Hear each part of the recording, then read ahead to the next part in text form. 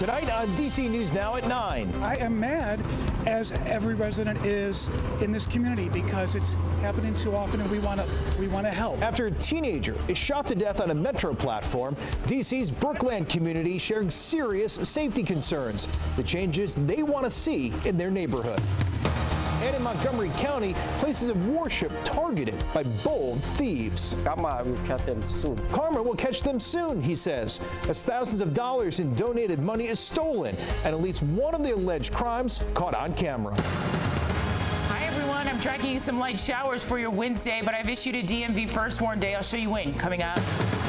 And our skill games out of luck in Virginia. Legislation to legalize the machines getting a rewrite from the governor. How the proposed changes could hurt small businesses still fighting for them. You're watching the station covering all of the DMV. This is DC News Now. Hi, everyone. Thanks for joining us today for DC News Now at 9 o'clock. I'm Chris Flanagan, and we begin tonight in the district, where police have charged a 16-year-old boy with killing another teen on a metro platform. This is the victim, 14-year-old Avon Evans. Evans was shot to death at the Brookland station on Thursday. Police say several teens were fighting at the platform. That's when they say the suspect, who was not part of the fight, pulled out a gun and opened fire. That 16-year-old is now being charged with second-degree murder as a juvenile. Police Chief Pamela Smith saying surveillance video and the city's new real-time crime center were key in making the arrest. Our reporter Marielle Carbone is at that metro stop tonight following this development. And Marielle, neighbors there say they're still shaken up. Yeah, Chris, they are, which is why just hours after that arrest was announced, they gathered together for a community meeting asking city officials questions about crime, safety, and how the city is working to keep our juveniles safe. It broke my heart, and I felt like that was part of my family because it was right here in my backyard. That's how Tim Kimes says he's feeling after finding out 14-year-old Avon Evans was shot and killed at the Brookland Metro stop. A 16-year-old boy caught here on surveillance footage is in custody and charged. I almost feel like I want to cry because it's too much. It's too much. Kime and other Ward 5 neighbors are now asking leaders what can be done to address the recent crime. My kids are completely terrified to go to the Metro now. It's a terrible thing. No mother should bury a child. 5th District Commander Sylvan Altieri says D.C. police are responding to crime trends. In Brookland specifically, robberies have been an issue, and so police increased their presence to target that. The department was able to get resources for us for overtime. We were able to look at our deployment, using our crime statistics and figure out areas where we needed to have officers. And still neighbors say they want to focus on juveniles and youth services. 2 children have been murdered in the past year, and both of those children were missing children before they were murdered. Council member Zachary Parker says he and other city leaders are working through legislation dealing with truancy, and that's when kids miss numerous school days. As that happens, community members are looking inward. So like me as an artist, could I do something where kids come and do art with me afterwards so there's an adult that cares for them? And now specifically for this metro stop here, we're told this is one of 15 metro stations where there is an increased police presence. And Metro Transit police tell us that so far this year, there have been 12 incidents here in Brookland, 6 of them violent crimes. That includes last week's homicide. Reporting live in Brookland tonight, I'm Marielle Carbone, DC News Now. Ariel, thank you. Meanwhile, let's get a first check in the forecast now with Chief Meteorologist Janessa Webb. And Janessa, some of us, well, we may want to sleep with the windows open a little bit tonight. Yeah, when you see our reporters out in the field tonight, most of them don't have a coat on, and so that's a little unusual, right? We are finally really stepping into the spring season. It almost feels very summer-like. That's what we saw with daytime highs this afternoon, upper 70s to lower 80s. We're headed for some changes, and that's why we're dealing with the increasing clouds. We do have a major squall line and severe weather outbreak out towards areas like Shreveport, Louisiana, about to make its way into Mississippi and Alabama, parts of Georgia. That entire storm system is going to track across the southeast of the continental U.S. and then lift up towards the north, providing us with multiple waves of rain. This rain has not made its way into our region. It has to get over some mountainous areas of North Carolina, Asheboro, Boonesboro, out towards Roanoke as well. And as it makes its way way across those regions, it's losing its force. Look how it's traveling where that hot zone is out towards the southeast, but really making its way into the DMV. It's going to be very light in nature, starting very early tomorrow morning around 6, 7 a.m. And folks, a good chunk of your day, I think starting really around 9, 10,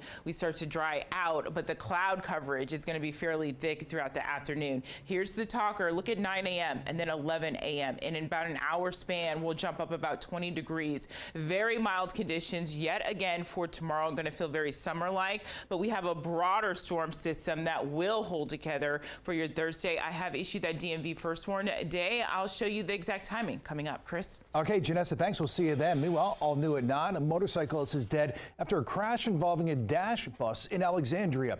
A crash happened around 5:30 this evening on Duke Street. Police say no one was injured on that bus. Still unclear if there are any passengers on board, but the motorcyclist did die at the scene. Duke Street does remain shut down between North Paxton Street and South Walker Street while police investigate. Also new tonight, the former assistant principal of Rich Neck Elementary in Newport News, Virginia, has been charged with 8 counts of felony child abuse. This all comes more than a year after a 6-year-old brought a gun to the school and shot his first-grade teacher. According to court documents, a grand jury found Ebony Parker showed a reckless disregard for the lives of students that day.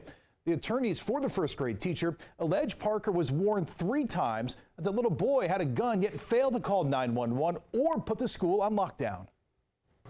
This tragedy was entirely preventable if the school administrators responsible for school safety had done their part and taken action when they had knowledge of imminent danger.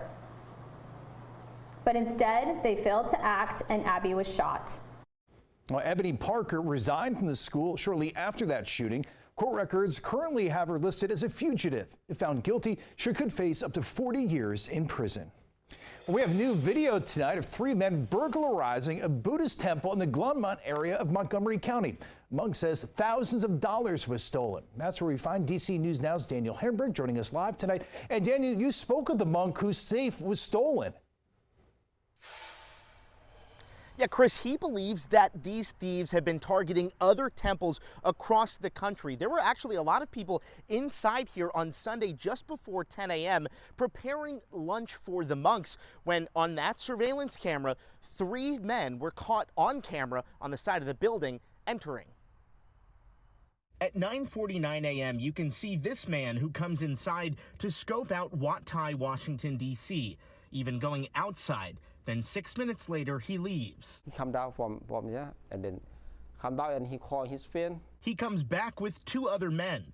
Monk Jack says they stole the safe from his room upstairs. I hang it in here. They took. $20,000 was inside. I feel very sad because this money is from the member of the temple. They donate. The money helping print books and get ready for the Thai New Year celebration on Sunday. Usually we don't keep the cash in here, but I plan to go to the bank on Monday. Just 2 weeks ago, the Noor Center, a mosque in Germantown, was burglarized by 3 men.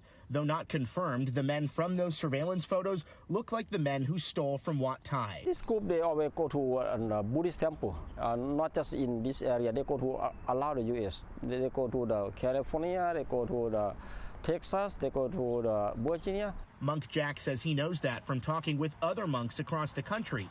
He has this message for the thieves. I would like to ask them to stop to do this because the thing they do is hurt the people and make people suffering. Even though the law enforcement cannot catch them, but in Buddhism, the karma will catch them soon.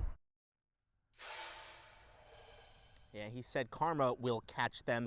Monk Jack just wants his documents back, money aside. He says the thieves also took his ID, credit card, and social security number. I did reach out to Montgomery County Police to ask them more about this case, and they have yet to respond to me. We're live in Wheaton, Glenmont. Daniel Hamburg, DC News Now. Yeah, pretty brazen there. Daniel, thank you. Meanwhile, all new tonight, DC police have made an arrest in a shooting that injured 4 people over the weekend, but they're still looking for other suspects. They're also looking for this white Dodge Charger, which belongs to one of those suspects. That shooting happened Sunday night on MLK Jr. Avenue and Elmira Street in Southwest. 4 people were shot, 5 guns recovered at the scene. And police say they determined one of the victims, Jason Dyer, is also a shooting suspect. He's been arrested and charged. Anyone who recognizes this car should call D.C. police.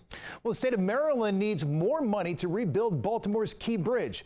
Governor Wes Moore led a delegation on Capitol Hill today to ask the Biden administration for the funding. President Biden has already pledged $60 million in emergency funding for the project, but Maryland leaders say they're going to need a lot more than that. We now have two alternate channels that are open. We have a third channel that will be opened this month that will deal with the majority of traffic into the Port of Baltimore. And by the end of May, we hope to have the entire channel reopened. The support from the federal government and the support of Congress is also going to be imperative in this. Well, meanwhile, Governor Moore signed an emergency bill today to provide aid to employees and families affected by the bridge collapse. The Port Act takes money from rainy day funds. The bill will also provide a scholarship to help the family members of the construction workers who died.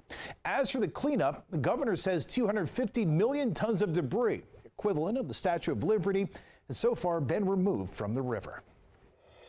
Meanwhile, in Virginia tonight, the controversial skill games that you may have seen at gas stations or supermarkets or bars in the Commonwealth, they've been banned for the past 2 years. Recently, Virginia lawmakers gave the okay to a deal that would bring them back. But late last night, just before a midnight deadline, Governor Youngkin decided to rewrite the deal.